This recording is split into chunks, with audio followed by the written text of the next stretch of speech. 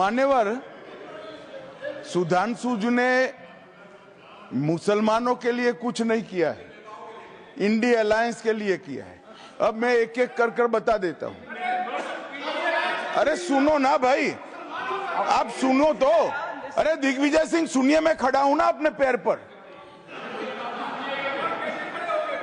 मान्यवर, सुधांशु जी ने कहा इशरत जहां, यही एनसीपी पार्टी ने इशरत जहां के घर पर जाकर रुपयों का इनाम भी दिया था और उसको शहीद बताया था। दूसरा कहा अतीक अहमद किस पार्टी से थे? इंडिया अलायंस की। दूसरा कहा अंसारी किस पार्टी से? कांग्रेस और इंडिया अलायंस के। ये सारे नाम आपके साथ जुड़े हैं भाई। उल्टा उन्होंने तो मुसलमान कम्युनिटी से तो ढेर सारे शायरों का नाम दिया जिन्होंने साहित्य की सेवा की और ढेर सारे साहित्य की रचना की। मन Sudhanshu is not yielding now. सबसे पहले मैं तमिलनाडु का जवाब देना चाहता हूं। यस सभापति महोदय, तमिलनाडु से ही डॉक्टर एपीजे अब्दुल कलाम थे और मैं सारे सदन से कहना चाहूंगा, डॉक्टर कलाम का नमाजे जनाजा और याकूब मेनन का नमाजे जनाजा एक ही दिन हुआ। कितने लोग याकूब मेनन के नमाजे जनाजा में गए और कितने डॉक्टर कलाम के नमाजे जनाजा में गए? डॉक्टर कलाम मेमोरियल पे कितने लोगों की फोटो है, दिखाएं मुझे, सोशल मीडिया पे पोस्ट की हो। मगर अफजल हालात का मारा था, आपके एक मंत्री का ऑफिशियल ट्वीट है, वो इस सदन के सदस्य नहीं तो मैं नहीं बोल रहा हूं। याकूब मेनन की जुडिशियल किलिंग हुई, आपके एक नेता का, मिनिस्टर का ऑफिशियल ट्वीट है, सदन के सदस्य नहीं है इसलिए नहीं बोल रहा हूं। और सर 26/11 आरएसएस ने कराया, सदन के सदस्य बैठे हुए हैं। हाफिज साहब और सुनिए, जाकिर नायक शांति का मसीहा सदन में सदस्य बैठे हुए हैं। सर किसने जोड़ा? मैं नहीं कह रहा हूं जोड़ा, हमने किससे जोड़ा मैं बताना चाहता हूं। मैं अपनी बात, सर मैंने नाम किसी का नहीं लिया। सर आपने उड़ता तीर क्यों पकड़ लिया? सर मैंने नाम नहीं लिया, उड़ता तीर क्यों पकड़ लिया? सर मैं पूरी बात करूं। सर मैं कहना चाहता हूं, हमारी सोच मुस्लिमों के बारे में और इनकी सोच में क्या अंतर है। देखिए, जिन लोगों ने मुस्लिम हिस्ट्री नहीं पढ़ी उन्हें मैं बताना चाहता हूं। एक दो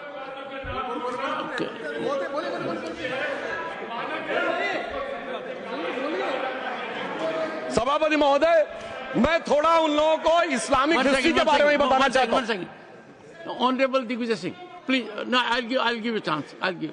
माननीय सदस्य, ऑनरेबल दिग्विजय सिंह जी। माननीय सभापति महोदय, जो माननीय सदस्य ने बात कही है, मैं सुन रहा था डॉक्टर त्रिवेदी जी की बात।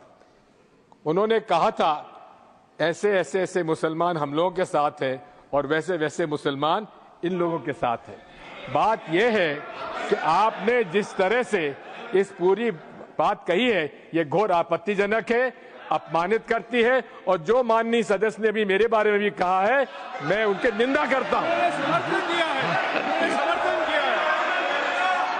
Honourable home minister, honourable home minister, honourable home minister, एक second. Okay, one second, your mic will be on. जी महोदय, मुझे ये सब कहने की जरूरत नहीं है, लेकिन जो गुजरात में दंगे और फसाद हुए, कौन कौन उसके लिए जिम्मेदार थे बताइए। Honourable home minister.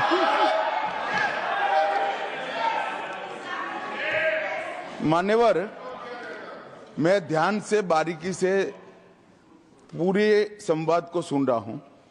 माननीय सदस्य सुधांशु जी ने दिग्विजय सिंह का नाम नहीं दिया। अब वो खड़े होकर कहे मेरे बारे में कहा, इससे साबित हो गए। और अभी भी मौका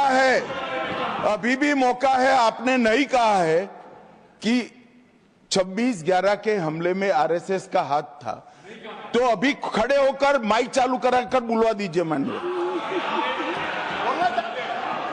और आपत्तिजनक बात है, मैंने ये बात कभी नहीं कही है, ये आप लोगों का प्रचार है। मेरी आपत्ति इस बात की थी कि सभी माननीय सदस्य ने और बात कही है कि अब हमारे तरफ ऐसे ऐसे मुसलमान थे और वैसे वैसे मुसलमान हम लोग की तरफ थे। ये पूरे समाज के साथ, पूरे अल्पसंख्यक समाज के साथ अपमानजनक बात है। और माननीय सभापति महोदय, आप बताइए, माननीय गृह मंत्री जी, आप वहां पर थे, गृह मंत्री थे, दंगे हुए थे तो आप लोगों का क्या रोल था, ये जन जाए करे, जन जाए। Honourable home minister. नेवर इनको मेरा हवा ऐसा है कि मैं ही दिखाई पड़ता हूं। आपकी सुनिए सुनिए, अब सुनिए ना दिग्विजय सिंह, सुनिए 1 मिनट सुनिए। दंगे शांत होने के बाद 18 महीने के बाद मैं गृह मंत्री बना, दंगा हुआ तब मैं गृह मंत्री नहीं था। सुधांशु त्रिवेदी। संदर्भ में किसी का नाम नहीं लिया। अजीज बर्नी की किताब थी 2611 एंड आरएसएस कॉन्स्पिरेसी, कोई जाके चेक कर ले उसमें कौन कौन कहां था।